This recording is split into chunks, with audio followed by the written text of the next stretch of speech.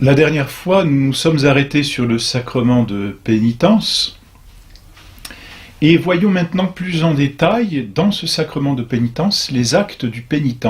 Nous avions dit que la matière du sacrement de pénitence, ce sont les péchés commis après le baptême, et particulièrement les péchés mortels, ceux qui ôtent la vie de l'âme. Il faut ajouter que la matière prochaine du sacrement de pénitence, ce sont les 3 actes du pénitent. C'est-à-dire que le pénitent doit poser 3 actes. Un est essentiellement intérieur, les 2 autres sont plutôt extérieurs. Ces 3 actes sont la contrition, l'accusation et la satisfaction. On pourrait presque dire avant, pendant, après. Presque. D'abord la contrition. Et c'est l'acte le plus important, c'est un acte intérieur, c'est celui qui doit rester tout au long de ce sacrement, mais c'est celui qui devrait aussi même rester tout au long de la vie. Parce que c'est vraiment la contrition, on peut dire, c'est la vertu de pénitence. Qu'est-ce que c'est que cette contrition? C'est la douleur intérieure et la détestation du péché commis avec le ferme propos de l'éviter. Tout d'abord, douleur intérieure, douleur d'avoir offensé Dieu, douleur de s'être opposé à la bonté divine et de s'être détourné, car c'est ça le péché, c'est un détournement, on peut dire, de s'être détourné de Dieu. Donc, c'est d'abord une douleur intérieure. Il ne suffit pas de pleurer extérieurement, il faut intérieurement dans son cœur être broyé. Et pour ça, on peut bien sûr réciter le Confiteor, la prière « Je confesse à Dieu », mais on peut relire, avant de se confesser, c'est une bonne chose, le psaume 50, « Miserere ». Ce psaume composé par le roi David, après sa faute, on peut même dire après cette triple faute, le roi David a été d'abord impudique dans ses regards, il a convoité une femme qui n'était pas la sienne. Ensuite, deuxième faute, il a commis l'adultère avec cette femme, et cette femme a mis au monde un enfant, fruit de cet adultère, et voyant justement le fruit de cet adultère, David a ordonné de faire tuer le mari de cette femme. Il a fallu qu'un prophète aille voir David, le prophète Nathan, pour le reprendre sévèrement. Et Dieu a puni David, et le peuple même. Et ensuite, David s'est repenti, et en se repentant, il a composé ce merveilleux psaume 50, « Miserere mei Deus, secundum maniam misericordiam tuam ». Ayez pitié de moi, Seigneur, faites-moi miséricorde, Seigneur, dans votre grande miséricorde. Et vous pouvez le lire entièrement, il est d'une très grande beauté, ce psaume, et il provoque vraiment à la contrition intérieure, c'est-à-dire au regret, à la douleur d'avoir offensé Dieu.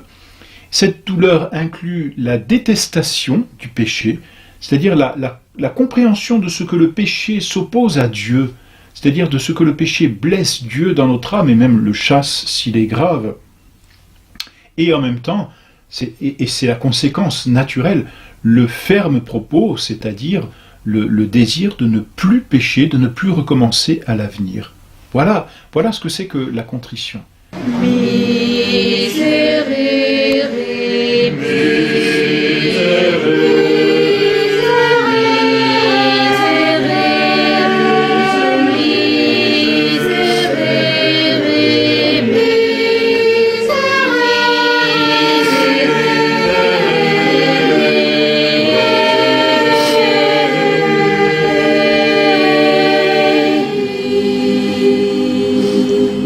La personne qui se présenterait à ce tribunal et n'aurait pas la contrition, cette personne ne peut pas recevoir l'absolution de ses péchés. Comment Dieu peut-il pardonner un péché qui n'est pas regretté? Ne pas regretter un péché, c'est ne pas demander pardon. C'est tout simplement cela. Alors le bon Dieu ne peut pas donner son pardon. Si la personne dit « non, je ne le regrette pas », ça veut dire « je ne demande pas pardon ». Si la personne dit « non, je ne veux pas changer », « non, je continuerai à pécher », « non, je veux rester dans ce péché », mais elle manifeste par là que ce péché, elle l'aime, et donc elle ne le déteste pas. Si elle ne le déteste pas, elle n'a pas le désir d'obtenir le pardon du péché, elle n'a pas la contrition. Donc une personne qui n'a pas la contrition ne peut pas recevoir l'absolution, et c'est tragique. Voilà pourquoi cette contrition doit être travaillée non seulement au moment de la confession, c'est-à-dire au moment où le pénitent vient pour accuser ses péchés, mais ensuite elle doit être travaillée tout au long de sa vie, justement, pour que la confession soit plus facile et que l'absolution puisse être encore, je dirais, plus généreuse. Parce que, n'oubliez pas, la remise de la peine due au péché, la peine temporelle, est liée au degré de contrition. Plus la contrition est grande, plus elle est travaillée, et c'est aussi le but des examens de conscience du soir, plus la peine temporelle des péchés est remise. Voyez ? On distingue deux sortes de contrition, une contrition parfaite et une contrition imparfaite. Il est difficile de savoir quand est-ce qu'on a la contrition parfaite. Enfin, la contrition imparfaite, c'est celle qui nous fait regretter le péché, au moins à cause des peines et de l'enfer, justement, liés à ce péché. C'est un peu comme l'enfant, si vous voulez, qui regrette sa bêtise parce qu'il se fait châtier par son père, quoi. C'est un regret qui est sincère, il ne veut pas être châtié. C'est pas un regret qui est parfait. C'est imparfait, mais c'est suffisant. Le bon Dieu se contente de cette contrition qu'on appelle l'attrition, contrition imparfaite, la crainte de l'enfer. Ça suffit. Et vous savez combien notre Seigneur a parlé de l'enfer sur cette terre, quand dans ces 3 ans de prédication, le mot enfer est un des mots qui revient le plus souvent dans l'Évangile. Il a menacé souvent de l'enfer. Mais c'est une bonne chose, nous savons bien. La menace permet aussi aux enfants de rester dans le droit chemin. Le bon Dieu connaît notre psychologie, la respecte d'une certaine façon, donc en nous menaçant de l'enfer, qui n'est pas une vaine menace d'ailleurs, le bon Dieu nous pousse à l'attrition, c'est-à-dire à la contrition imparfaite. Et c'est suffisant. La personne qui dit « je ne veux pas aller en enfer », ça lui suffit. Ça lui suffit pour pouvoir aller se confesser. La crainte de l'enfer est bonne. La crainte, dit l'Écriture, est le début de la sagesse, et tant mieux. En revanche, la contrition parfaite, c'est cet élan, c'est cette, disons, douleur de l'âme qui naît du déplaisir d'avoir offensé Dieu, c'est-à-dire qui naît de l'amour que l'on a pour Dieu. Et voyez, plus on aime une personne, plus on est attristé de l'offenser, et plus même on fait d'efforts pour ne pas l'offenser. Dans l'amour, voyez, dans l'amour d'une personne, ce qui manifeste la contrition, c'est l'amour que l'on a pour cette personne. C'est pas tellement de l'avoir, d'être châtié ou d'en recevoir un châtiment, c'est de voir cette personne contristée. Un homme qui aime sa mère ne supportera pas de la voir triste. Et donc, il ne supportera pas lui-même de causer de la tristesse à sa mère. Pourquoi ? Parce que ça lui est insupportable. Il a trop d'affection, trop d'amour pour elle, voyez ? Eh bien, pour Dieu, c'est la même chose. Plus on aime Dieu, plus on s'attriste de voir qu'il est offensé. Et plus on s'attriste de l'offenser, par amour pour lui. C'est ce que l'on appelle la contrition parfaite. Alors, c'est sûr, c'est la meilleure contrition. Difficile de savoir dans quelle mesure on l'a. La contrition parfaite, à elle seule, suffit à remettre les péchés, mais nécessite quand même la confession. Voilà, premier acte donc du pénitent, la contrition. Un acte extrêmement important, je dirais le plus important, un acte qui doit être continu et non pas simplement ponctuel, qui doit être travaillé tout au long de sa vie, c'est-à-dire même quand on ne se confesse pas, ça fait partie de la vertu même de pénitence que les bénédictins appellent la vertu de componction, cette habitude de s'attrister du péché. Ça ne veut pas dire que le chrétien est un homme triste en permanence, mais il garde au plus profond de lui-même cette tristesse de ne pas offenser Dieu, ou cette tristesse plutôt que le péché est une offense à Dieu.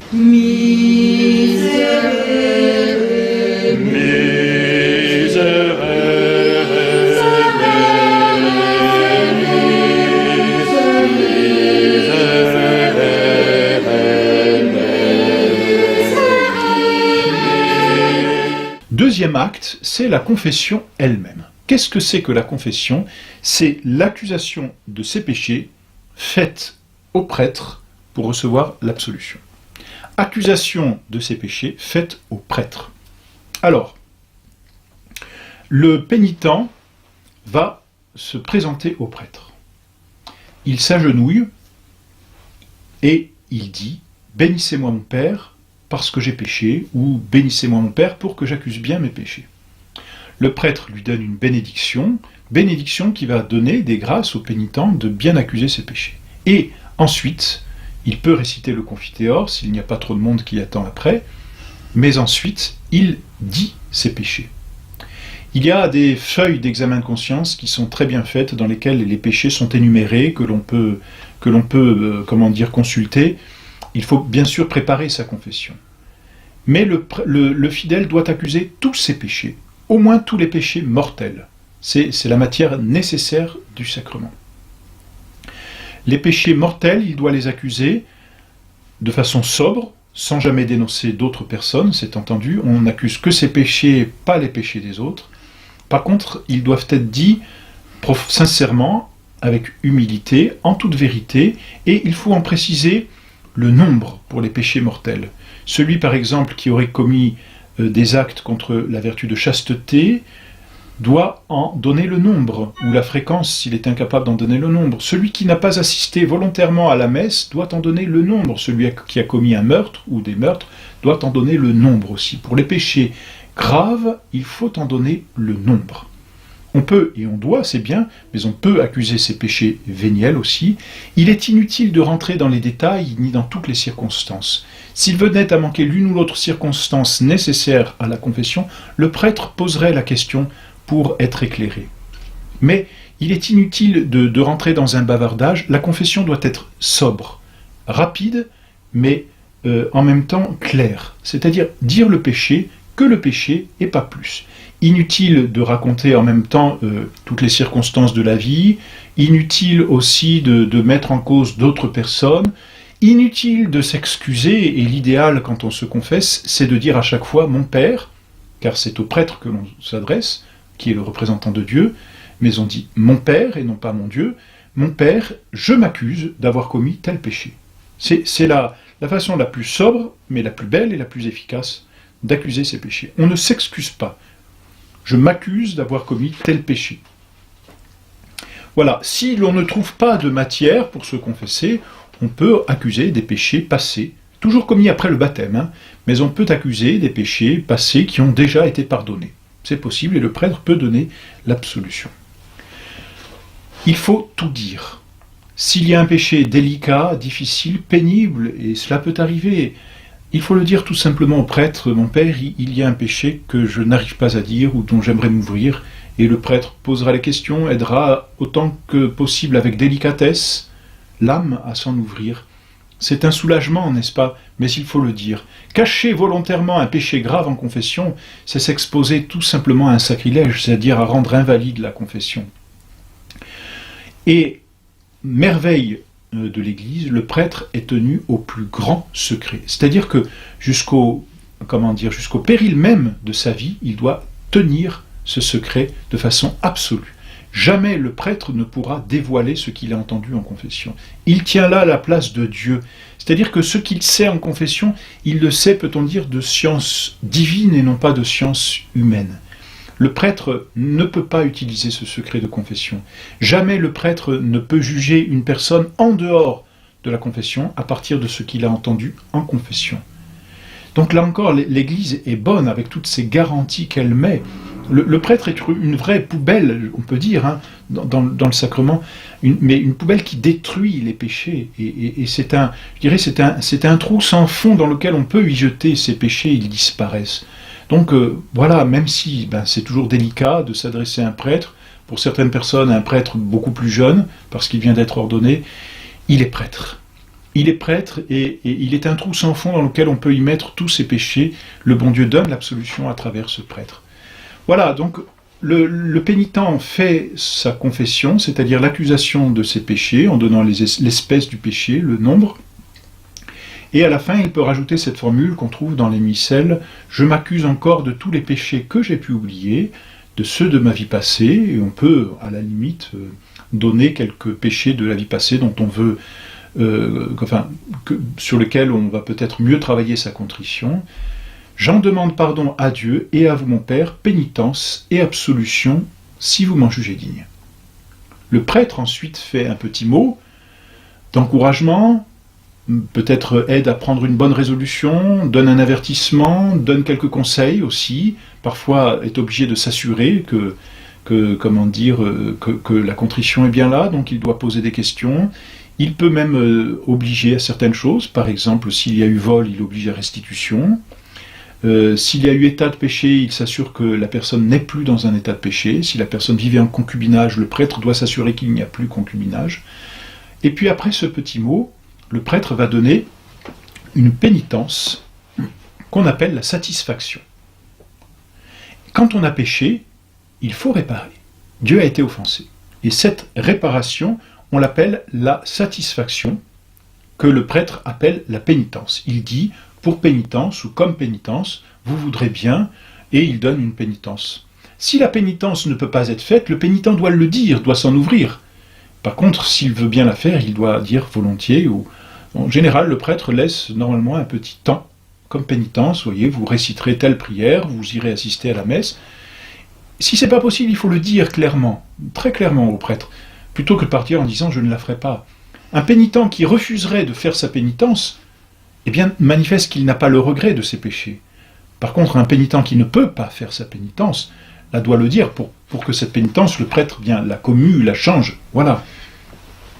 Et puis, c'est la dernière œuvre du pénitent. Le prêtre donne l'absolution, pendant ce temps, le pénitent récite l'acte de contrition, vous voyez, pour garder cette vertu de contrition tout au long de ce sacrement, et puis à la fin, le prêtre dit « allez en paix ». La pénitence doit être faite le plus vite possible, si possible juste après. Quam primum, disent les moralistes, c'est-à-dire aussitôt, dès que c'est possible. Si c'est une prière, elle peut être faite aussitôt dans l'église ou dans une église, peu importe, ou chez soi tout simplement. Si c'est une pénitence un peu plus lourde, bon, elle peut être répartie. S'il y a un doute, il faut en parler au prêtre sans difficulté, n'est-ce pas? La pénitence vient alléger et, je dirais, aider à effacer la dette temporelle que nous avons contractée due à nos péchés. Voilà donc pour ce sacrement de pénitence, voilà comment le pénitent doit poser ces 3 actes de contrition, accusation et satisfaction.